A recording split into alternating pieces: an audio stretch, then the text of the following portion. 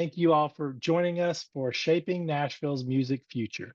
Key findings from the Greater Nashville Music Census, a Tennessee film and entertainment webinar hosted by the Arts and Business Council of Greater Nashville and supported by the Tennessee Entertainment Commission. For anyone on the call who would like to use closed captioning, you can activate the live transcript feature through your Zoom menu. Look for the closed caption logo or the word captions to activate live transcription. My name is Jonathan Harwell-Dye, and I'm the Director of Programs for the Arts and Business Council of Greater Nashville.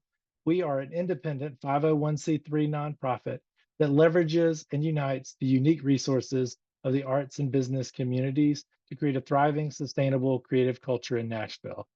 We do this by providing education, resources, and opportunities to the creative community while connecting the business community to the arts to foster workplace creativity and innovation.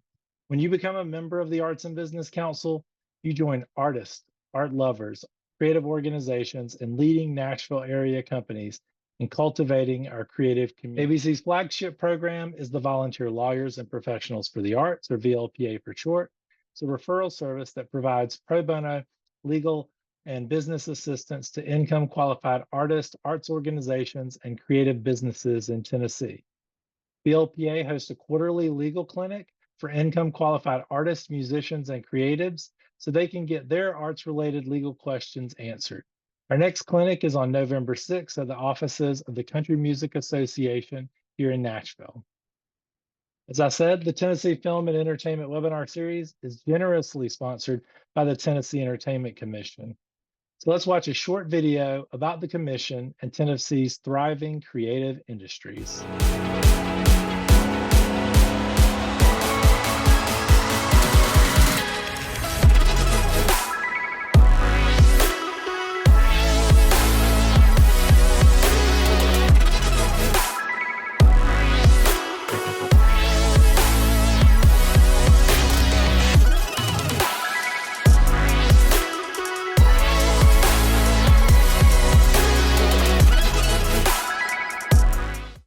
And we thank the Tennessee Entertainment Commission for their support of all of the creative industries and this webinar series. And with that, I'm pleased to introduce our two panelists today.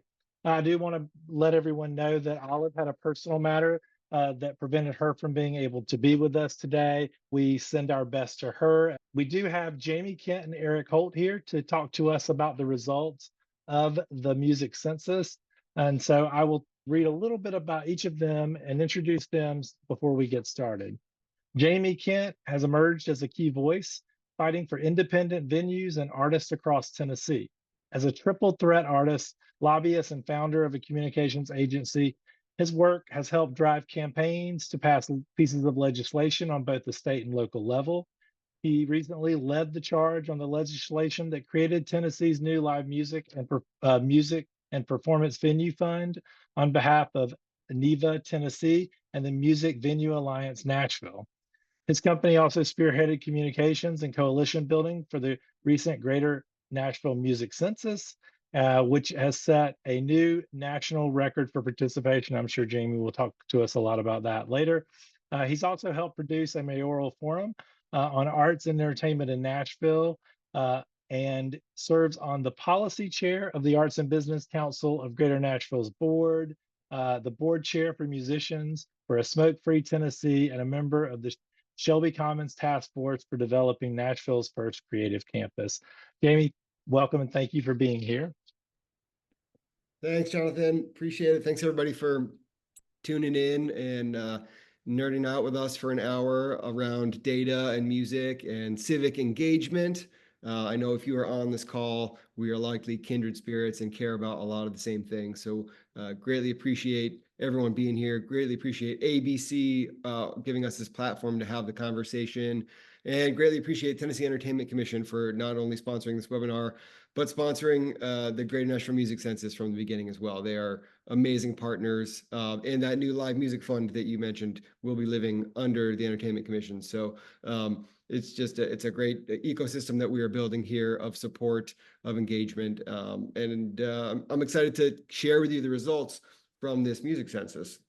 just to for those that may not know, this music census brought together over 100 organizations within the music ecosystem, and opened up a survey in the earlier part of this year that ran for 1 month. It was the data was administered by a partner, Sound Music Cities, out of Austin, Texas, and we were one of 20 cities across the United States that took place in these music censuses to gather data, create a baseline and a temperature check of our music ecosystem. And when I say ecosystem, I'm not just talking about the industry, not just talking about creatives. I'm talking about it all, from the musicians, songwriters, performers, venues, venue workers, people that work within the industry, the seamstresses that sew the clothes for the people that play the Opry. It is an ecosystem. We are all part of it. And so everyone was welcome to take this census. And because we know that Nashville is an expensive place to live in, a place that's growing, we decided to include the 13 surrounding counties of Davidson in this census as the Greater Nashville area, because we thought that really reflected the community, who a lot of people that live outside the county but work within the Nashville music community.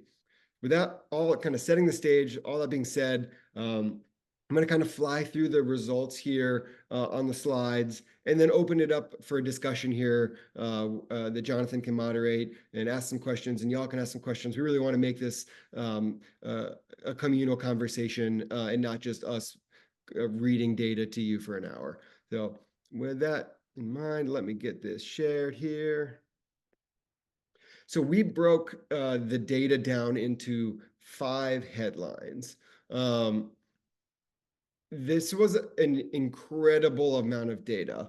And there are, I'm going to guess, 10, 15 other headlines and stories lying, waiting in this data to be told. But we wanted to start with 5 that we thought were really compelling, were relevant to people's lives right now, and that may be connected to a solution or an action that we can all come together to take to improve the lives and the business of our music community and ecosystem here. So as you'll see here, they are Nashville is like no other, all music city, unaffordable with an emphasis on AF, out of harmony, and a seat at the table. So I'll kick it off with Nashville is like no other. This was really kind of measuring how this census stood in relation to the other censuses around the country, where we sat, and what the big statement that came out of it was. And really, the numbers didn't lie. We are truly Music City, and this census set new national benchmarks in over 8 different categories. Some of the ones that we thought were most interesting or compelling were we had the most number of respondents of any city. We actually doubled the next city down, which was Austin. We came in at 4,256 respondents. And I think that's kind of amazing and interesting too, because when you think about other large-scale surveys that are happening, the Imagine Nashville one was one that's been going on for the last year or so, and they brought in 10,000 respondents from across all of Nashville, not just focused on one area. And I believe they had a budget of roughly $700,000 to do so, and we got 4,200 people with a budget of around $20,000. So that just shows the interest and the engagement of our music community in wanting to have their voices shared at the table here. We had the most percentage of people employed in the industry at 31%. The average annual music income, highest in the country, at $52,000. Total annual music income generated, $220 million, another record. The average number of events per venue came in at 172, with a total number of events at 25,087. And we know that not every venue in town reported in this, so that number is still low, and it still set a national record. Some of the opportunities we saw coming from this is that we get marketed as Music City to tourists that want to come listen to music, but we think we could also there's an opportunity for tourism in the chamber to advertise Nashville to the workforce coming here for these reasons. That there are unparalleled opportunities here in music in Nashville. Let's see. The next one here is All Music City. This is kind of a demographic breakdown of who took the census and kind of the data and opportunities and insights gained from that. Country still leading the pack from a genre standpoint, but the diversity in music was really strong. Female representation in the creative sector came in pretty low, but within the industry and venues was at a national high, which was a really interesting surprise. And one that probably isn't a surprise, the Nashville music ecosystem was predominantly white. So as we break into that a little more detail, the genre, country came in at 28%, with American roots at 16%, rock 12%, pop at 8%. So country is leading the way, but to me, I thought it would be a lot higher when we went into this. And it really reflected all the different genres that are growing. And beyond this, you know, we included all the genres within the Grammys categories. And so we have a lot of other genres coming in at 5%, 4%, 3%, 2% across the board here. But these were the top four that we thought were compelling.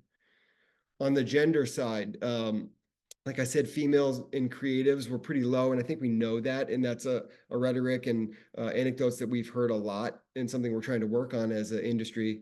But the representation of females working in venues and working in the industry was shockingly high to us.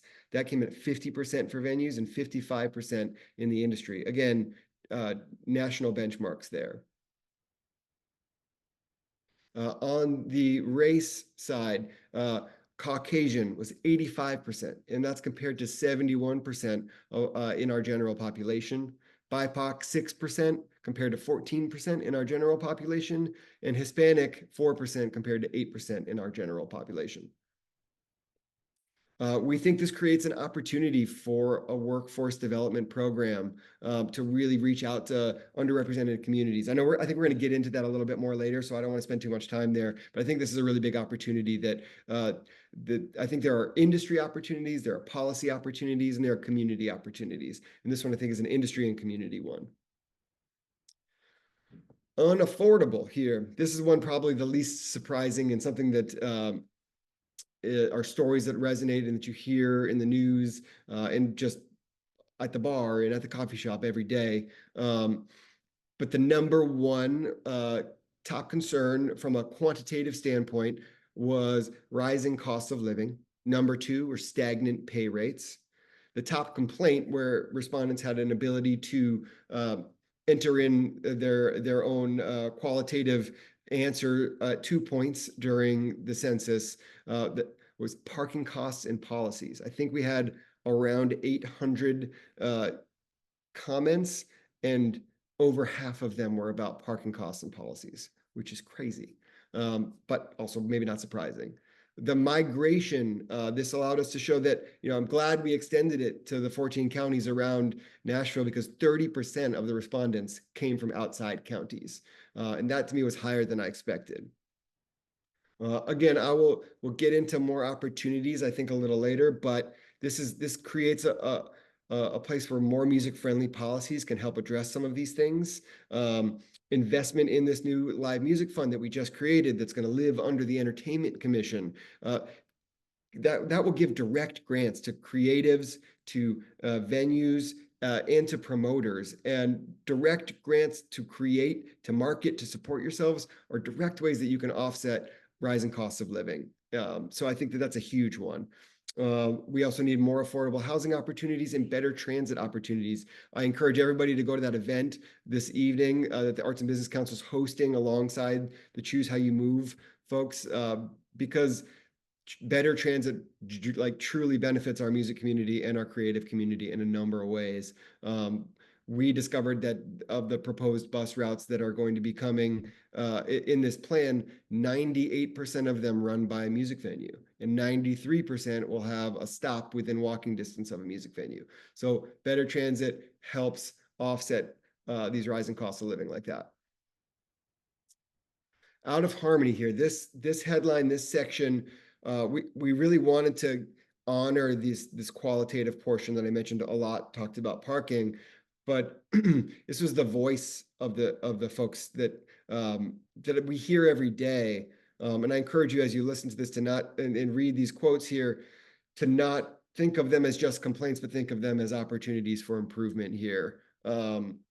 We found this disharmony that we are this incredible industry that's unparalleled in the country, and yet many people in the music community are feeling left behind, are feeling like they can't afford to be here anymore, are feeling like uh, the city or the tourism folks aren't paying attention to them. And so these are opportunities to create solutions that address this disharmony, this sentiment that's been growing. I think COVID shone a spotlight on it and maybe expedited it in a way. But we are here now, and these are really important voices and things to read and take to heart. Not just focus on the good, but focus on how we can learn from what's happening right here. This one in particular struck me as there's very little communication and understanding between sectors of the music industry and local government. Transparency and partnership would be a catalyst for growth and a healthier environment. And I couldn't agree more. And that really sets up the next one, which is I'm going to skip this opportunity we're going to talk about in a little bit here, but a seat at the table. This talked about how it really touched on that sentiment that while we have this industry, we're not really at the table making decisions when it comes to economic development or incentives or funding. 73% of venues and presenters sought an advocate inside local government, and 79% of venues and presenters sought to be a part of economic development conversations. There's some work to be done here because we technically have an advocate inside local government. We have a night mayor, but a lot of people don't realize that. A lot of people don't know him. The office doesn't even have a website. So there's room for improvement that we're saying, okay, these things exist, but maybe we're not funding them enough to have a website or be fully staffed to be getting out in the community and meeting folks and saying, here's what we can do to help and advocate on your behalf there. I think it's important to recognize when we're looking at a seat at the table that out of 40 Metro Council members, we have roughly one from the music industry, and they're not active in the music industry. They at one point worked in the music industry. We represent roughly 15% of Nashville, so that should be 7 people. But we have not been well organized. We have not been at the table demanding this. And I think that's what this census created, the first opportunity to come together that way and realize that, hey, we're not at the table. What can we do to improve that? And I think that's where they mentioned in a comment, different sectors talking to each other. And I think that's big opportunity for a cross-sector coalition or association to be formed. And maybe the census is the first step in that direction. So just to kind of run through these top opportunities that I kind of touched on in each one, we need more music-friendly policies. We need to invest in this live music fund. We need to think about cross-sector partnerships, whether that's individual partnerships or a broader association or a coalition. We need more dedicated Metro funding. I know we talk about this in the arts all the time, but there's actually none that's music specific other than the Office of Nightlife, which isn't not necessarily music specific. And they have created a new Office of Music, Film, and Entertainment, but they don't have an executive director yet. So again, more funds create more positions that create more advocacy and more seats at the table. And then really a workforce development program to make sure that these opportunities we have are reaching everybody in Nashville and not just the same small group of people. This is, we're going to open it up to questions here, but if you want to really dive deep on any of this, check out this QR code, go to musiccitycensus.com.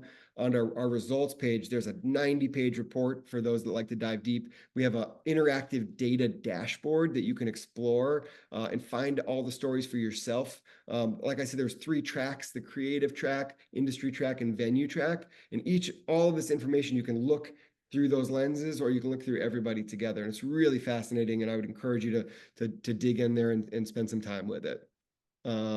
And again, a shout out to our lead partners here. There was 100 organizations that were part of this and helped spread the word. These 6 helped fund this and make it possible so that we can spread the word, continue to spread the word, and hopefully seek some solutions from this. Awesome. So I'm going to stop sharing now. I'm going to kick it back to Jonathan.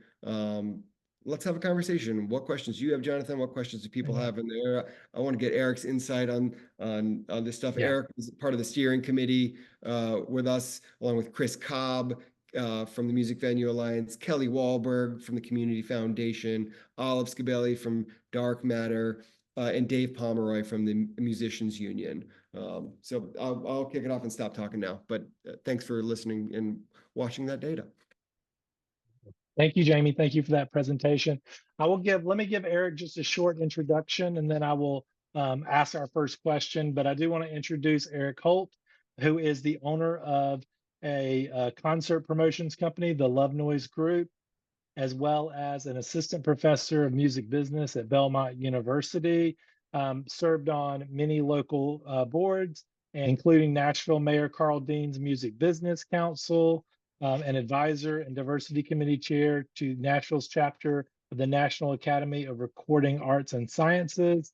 And most recently, he became he accepted his full professorship. Eric, since you were not able to be a part of the presentation, I'm going to ask you the first question and kind of jump into the discussion. And I want to let everyone who is on the call know that you can pop questions in the chat. We'll kind of take them as we go or come back to them. So feel free if you have a question to ask it. But Eric, I just wanted to kind of, from your perspective, you've been you've been inside this data for a while. You were part of the process of gathering it, realizing these what the data was telling us, these opportunities. What do you think is the most sort of the key for you? What is the key takeaways that you're taking away from this data? The key takeaway is that the information, and I'll say all of the information, the small pieces and the large pieces, gives us a tool to use to leverage with the government and with city council in order to solicit more funds in areas of need. This research also aligns with another large research project that the city commissioned, the Nashville Independent Venues study. And that study came out with a lot of the same conclusions.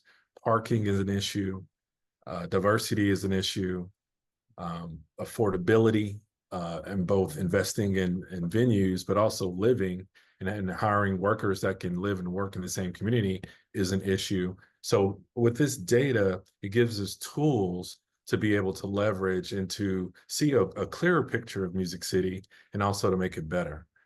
So I would say that.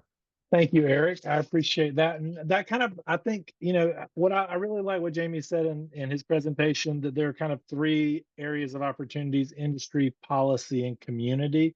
And I think you hit on the policy piece, that this helps inform future policy that the coalition that has been built to put this together and to execute the census, to be able to know what we need.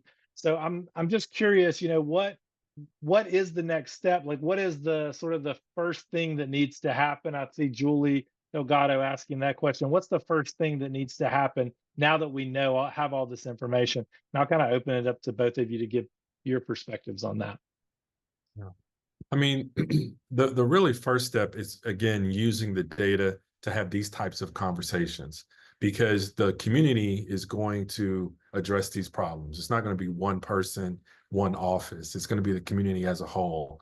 So one of the main things is to encourage dialogue with information.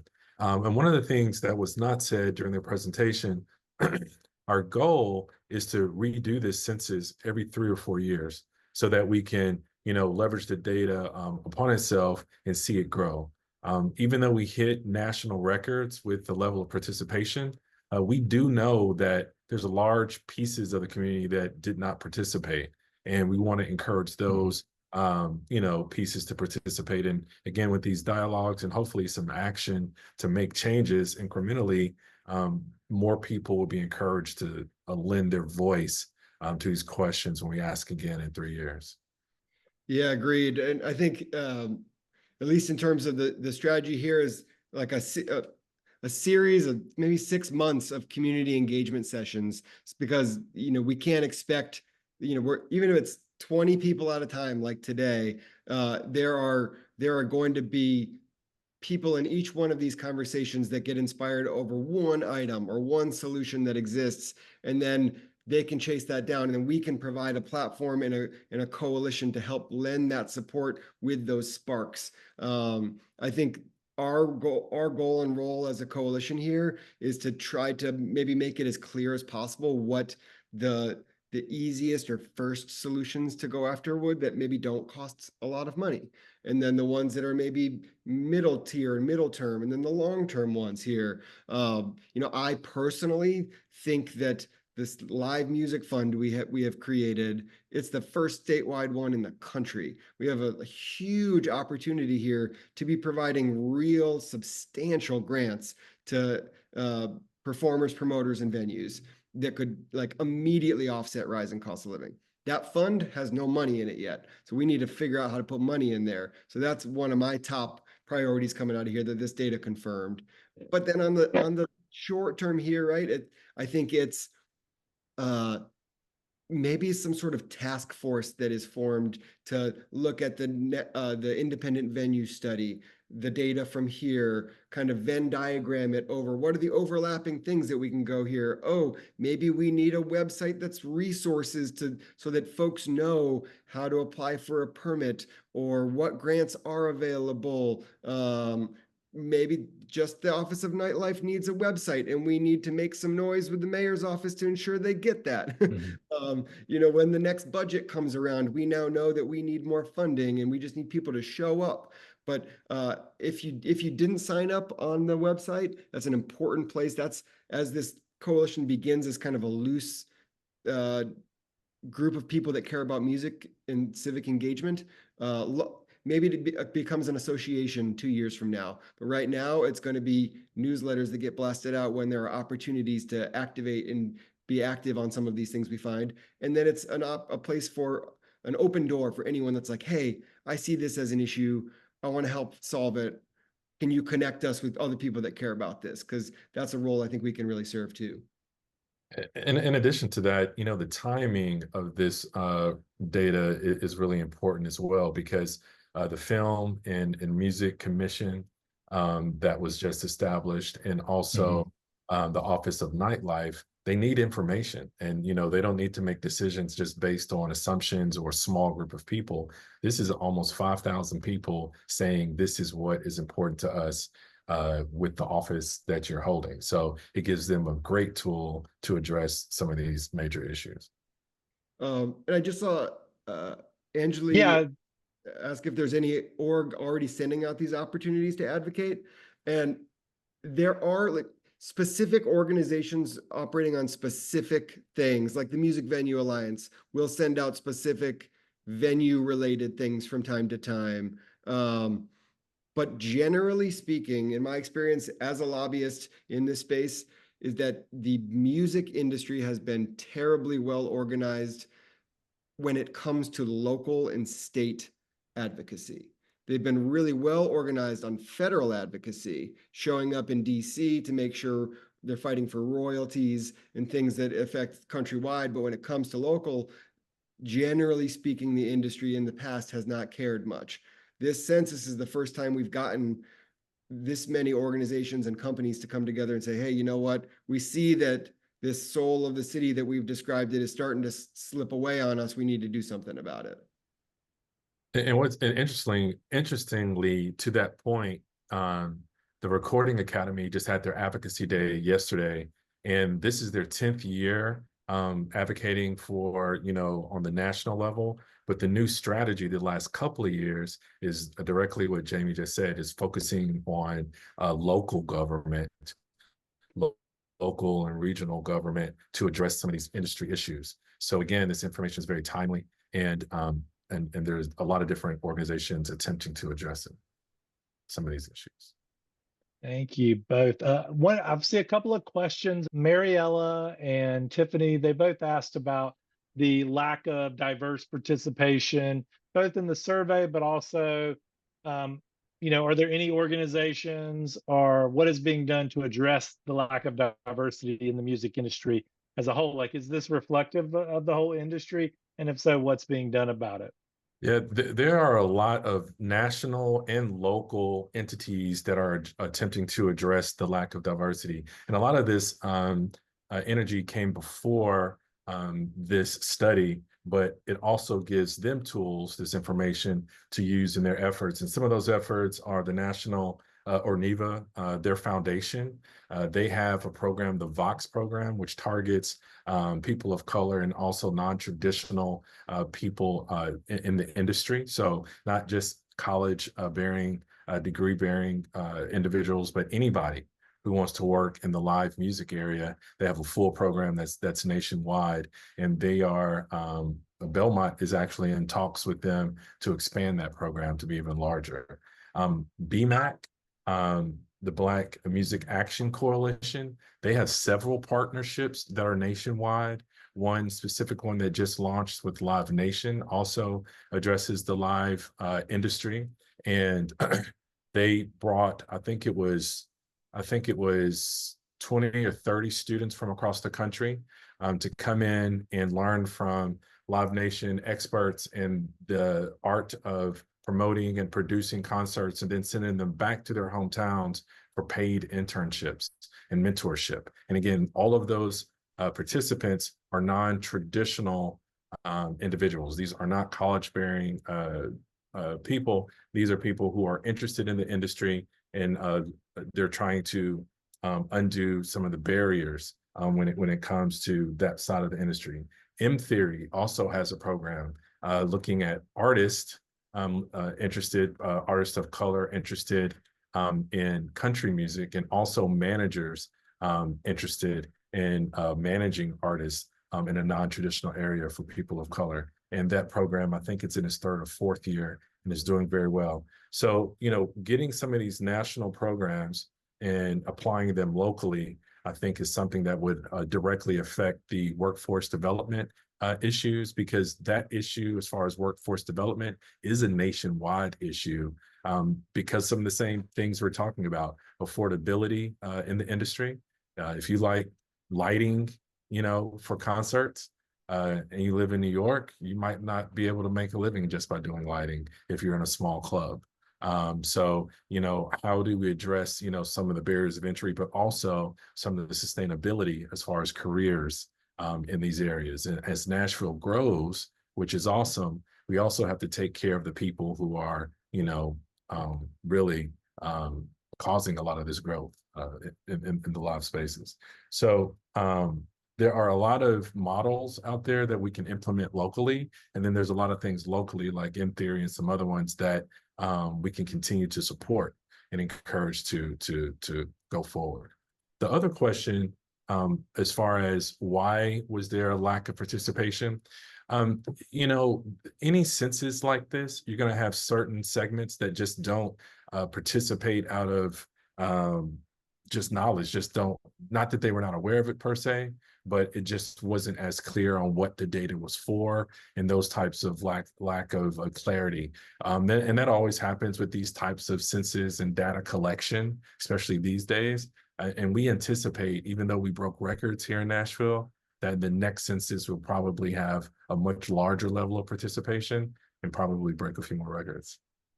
Thank you so much, Eric. I also want to point to Jeff Syracuse, who's in the audience. He left a comment mentioning that the Music, Film, and Entertainment Commission, which he helped set up when he was a council member, does have 3 councils within the commission. One of those is a DEI council for the music, film, and entertainment industries. So that's another piece of that. I know they don't have an executive director yet, but there is a mechanism in there for at least supporting efforts to diversify the industry as well. So kind of digging into policy a little bit more, what are there models in other cities that help people to deal with musicians to deal with rising cost of living, long-term sustainability? Like, what are the models out there? What are the ideas that we're looking at in other places that might be able to help support keeping artists in the Nashville area? Jamie, I'll let you take that one. All right. Yeah, I think, I mean, funding is a really foundational one. It's one that a lot of cities have tackled, but not a lot of states. So we're the first Mhm. state to do that. Um, Texas has interestingly led the way, and a lot of Austin specifically. They have a live music fund that we modeled a lot of the structure of the one here off of, that provides grants of $15,000 to $50,000 for performers, promoters, and venues every year. Mhm. And that's similar to what we are going after for this. But then if you get into like what is a music friendly policy? I think some people ask me that when as we say we need more of them. Like Mhm. for example, parking is the number one complaint from this census, right? So I think that we can it's a complex issue here between metro-owned street parking, private lots that charge through the roof, just a lack generally of parking down there, or congestion and Uber drivers taking up loading spots, things like that, right? But as an example, Seattle just passed an ordinance to create a musician's parking permit in partnership with their Department of Transportation. So these things exist. There are blueprints of folks doing that. There are, we have Ryman Lofts. That is one example of housing directed at creatives. But last I checked, there was like an 8-year wait list for that, right? So Mhm. we need more of those things, and we need other ideas that kind of benefit. I know the Nashville Industry Fund exists and is growing. They are doing down payment assistance grants for creatives. That's another, they're small, but they're growing, and that's another opportunity. But usually these things depend on funding, right? The more funding you have, the more opportunity for government to support and for nonprofits to form, to fill needs and gaps where they don't necessarily exist yet.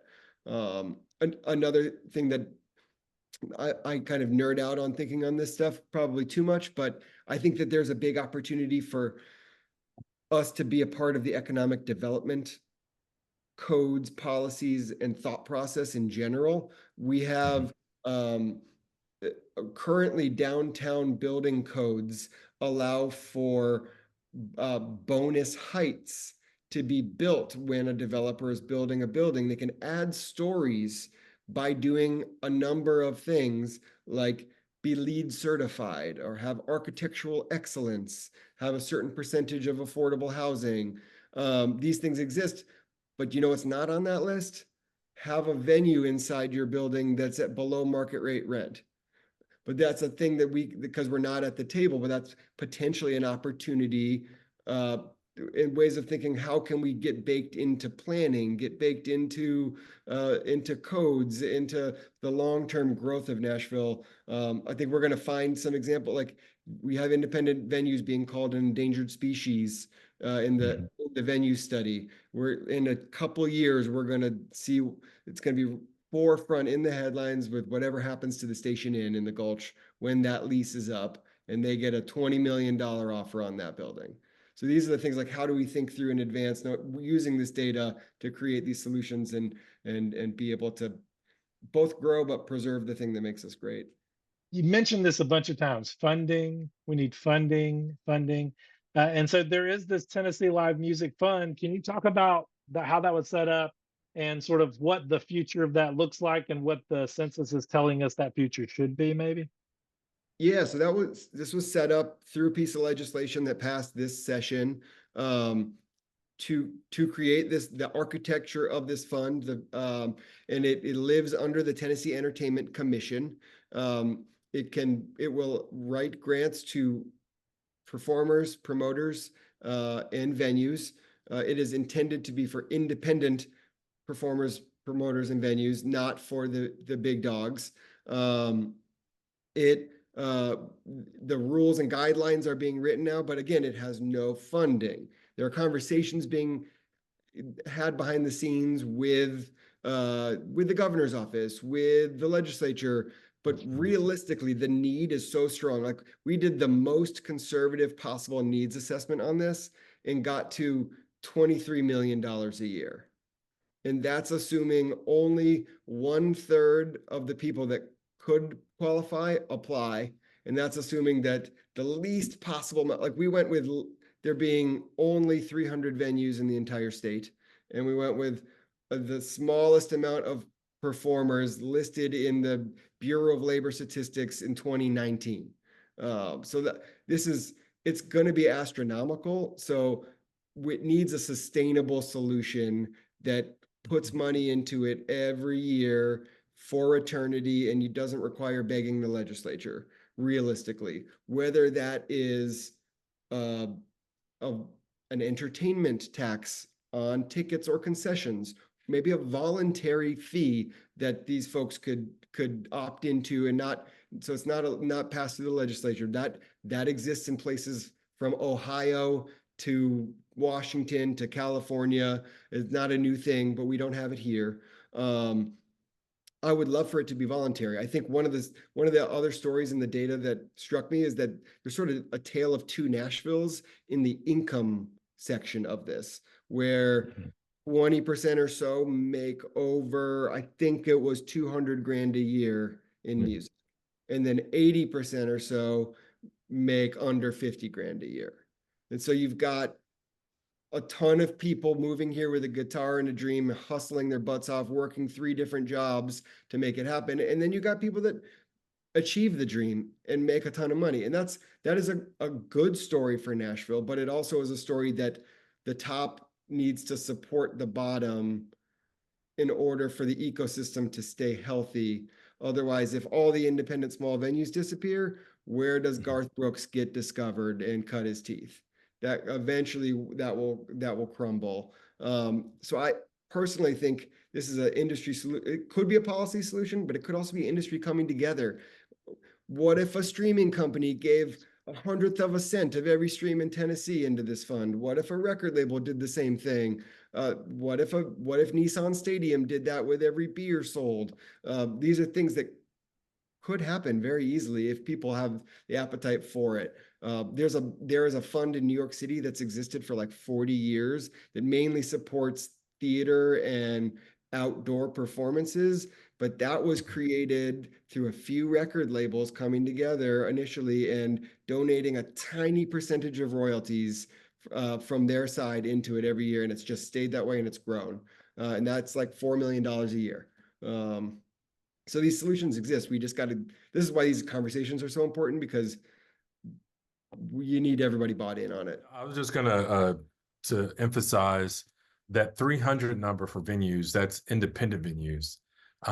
And both of the studies mentioned here today did a job of articulating what an independent venue is. And that's something that was never really done as well. And it's very important because this ecosystem that Jamie articulated, if you do away with the independent venues, as far as Music City, you're cutting out kind of the heartbeat of what made us who we are. And so it speaks to that on several levels: income, diversity and other things. But the city of Nashville has more live music venues per capita. It's more dense for live music venues than both Tokyo and New York. And that is crazy when you also go back to the information that we don't have any representatives in city council. So it really, some stark, contrast in information, but it gives us an opportunity to address it. Thank you, Eric. Yeah, so let's talk about the collaboration that it seems like is needed, because we've talked about, the mayor of nightlife, the office of nightlife.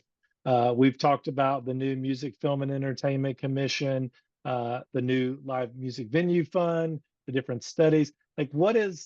How do we take all these different groups and bring them together towards one vision to be able to implement policy change? What does that look like? I think what really has to happen is an attempt to build a coalition that will address these things piece by piece. And this kind of is that the group that kind of came together to do the census, but it takes a little bit more organization and detailed efforts. And that also takes funding and other types of energy in order to organize that, because this effort was a labor of love, but it didn't take a day. it took a long time for it to get it all together and to implement it and to organize it. And we did that, on a volunteer basis.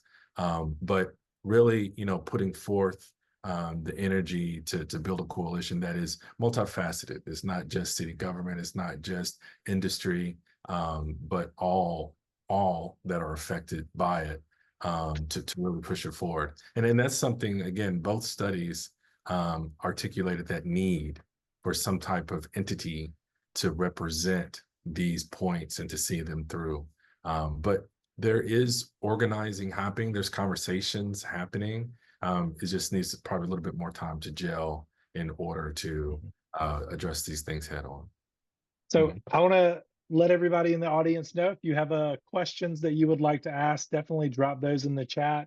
We've got about 10 minutes left on the webinar, so I want to let just kind of open it up for Q&A and let people ask any questions that they may have about the conversation.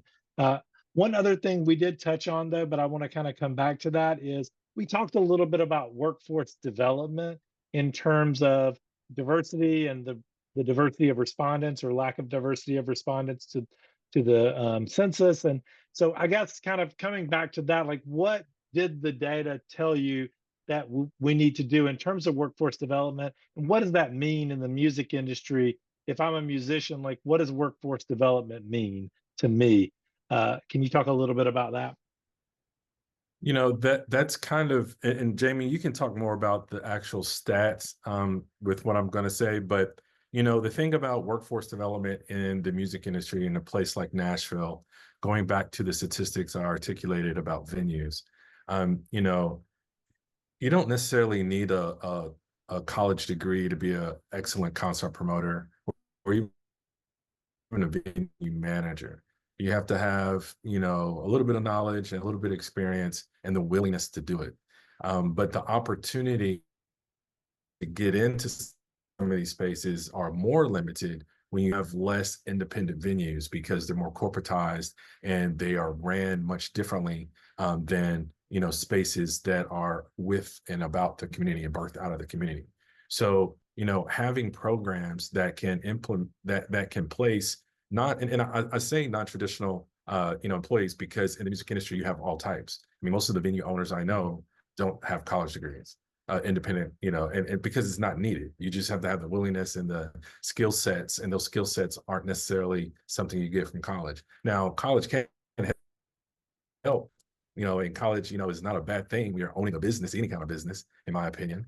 But in addition to that, you need spaces and opportunity for anyone that has the willingness to be able to get in and to learn. And so what's happening on the larger side of the industry, you have it's kind of like aging out. You have older owners, you have older people in the industry, and then the younger people, when they come in, they don't see opportunity to grow.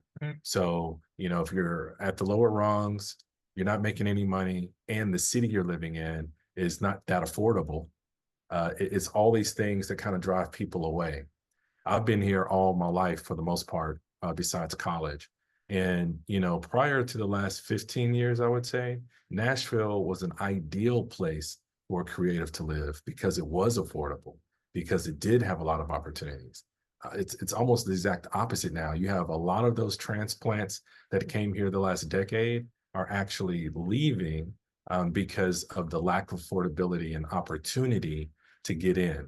Some of the quotes, if you go back to that slide about the quotes, it's that some people feel like the same opportunities go to the same people, and that it's not this broad, this place of broad opportunity. It's more of like cliquish, things where the chosen are chosen and then nobody else has an opportunity. And that's not a healthy environment. So building a workforce development, meaning you have a point of entry for those that are interested and willing and able, and then programs to support those so that you can keep rebuilding the industry as it ages and grows as well. Yeah, absolutely. The echo what Eric's saying 100%. And I think as we think about what solutions look like from a community or industry standpoint, there is like you said, you don't need necessarily, maybe on the industry side, you could argue the college degree is more more important to track in that growth there. But on the creative side or on the venue side, maybe not as much. So, but what role could colleges still play? Is it a certificate program that's a couple week program that has a lower cost? So you're not coming out of school with $200,000 in debt, going to make $30,000 to $50,000, right? Like what are those opportunities? One of the numbers that I remember striking me kind of concerning throughout the process, and we tried so hard to engage with younger folks on the census. And I know it's similar when it comes to voting as well. They're always the lowest, but only 8% of the census respondents were between 18 and 24 years old. Right. So that's another thing, like how, they maybe haven't been in it long enough to like realize the value of civic engagement, or they're still just heavy on the dreams and less on the reality side yet. But still, like, how do we plug those folks into the system and make sure that they're at the table for this stuff if they're, a smaller percentage? All right. Thanks, Jamie. Thanks, Eric. Jimmy Wheeler, we have a question. You have your hand raised. Yes, You- it's not a question. It's actually, Okay. I wanted to speak a little bit about workforce development and what we're trying to do with the state.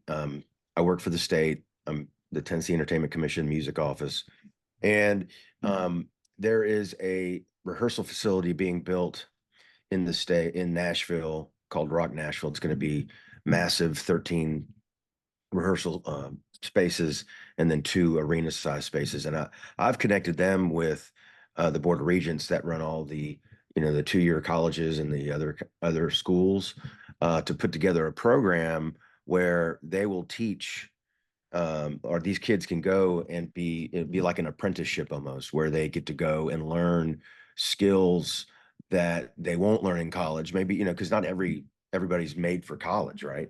And this will be will be a great asset for our younger students, our younger people who may not want to go to college and want to learn a skill and want to go out on the road and things like that. So I just wanted to kind of tell you that that's kind of where we're headed with that. And just to tag on to that, those types of programs are the types of things the music industry overall kind of had naturally, because you go cut your teeth down on Broadway, you go cut your teeth down on Jefferson Street, and now because things are a little bit more corporatized and you have a different environment overall in the music industry, these types of programs are very important to have that entry level, and you can still learn the craft and grow in the industry, but it's a little bit different than the way maybe the generation before learned to do the craft. Yeah, agreed. And I feel like there's a need, like we said, some of these opportunities exist, but they're maybe not reaching all the folks that they need to reach yet. And I don't know whether that's again, back to funding, like what's the marketing budget to advertise these workforce development programs that exist? It's probably nothing, right? They're probably scraping by to keep the doors open on a lot of these things. But that, like, how do we amplify those things? And is there some sort of ambassador program where trusted voices from different parts of the community can be, like, whether they're paid or not, I don't know, are represented to go out into that community that's maybe underserved and say, hey, this is a real deal thing. Trust this, come be a part of this. Here's how you apply, kind of thing. Because I think that's oftentimes that chicken and the egg cycle of, you look at an industry that you don't see yourself in, and you're like, well, this isn't for me, I'm going to look somewhere else. So you got to have those voices that are trusted at the table from the beginning to make it clear that this path is one where you are safe and welcome too. All right. Thank you, Jimmy, so much for that comment. And it looks like we are right at the hour, so I am going to, one more comment. Transportation issue is one of the direct links to the diversity issue and effects on venues accessibility. Julie Delgado said that in the chat. I can't agree more. I want to give both Jamie and Eric just a moment to give final thoughts. I think this census is really a call to action. And so I guess for each of you, like, what can the folks on this call do? What's the next step that they can take to have some sort of impact or to get involved in this effort? Jamie shared a couple of links in the chat, and that's the first thing, because MVan, with the transit resources that are there on that link that he provided, that's one of the main issues in the study, and we're already attempting to address it, with the mayor's office and the plan that he has in place. And we're advocating for access to live music venues on the new transit routes and things of that nature. And also addressing parking. But you can talk more about that, Jamie. My last word is just engage. When you see the information, when you see things, in meetings, you have to engage as a community. And that's the only way we're going to affect change. Yeah, amen to that, man. I couldn't agree more. And check out the website, join and stay involved, sign up to stay involved. We're not going to spam you. We're only going to reach out with opportunities that we think are relevant and that you might be interested in. And then I saw it happening in the chat today, which is a beautiful thing, and why these conversations need to happen. People realizing each other exists that didn't realize, and that maybe there's collaborations that can come from this. And consider us that hub. Like look over the organizations that are partners with us. Join as a partner with it and say, hey, we exist. What can we do to help? Or who should we know and connect with? Because the more of us know each other, there are people working in different silos that are working towards similar goals and paths that can be aligned, and that we can help. If we can just help connect dots too, consider us here for that. Eric, Jamie, thank you so much for being here today, sharing this information, and for all the work that you've put in to get us with this data, to get this out into the world.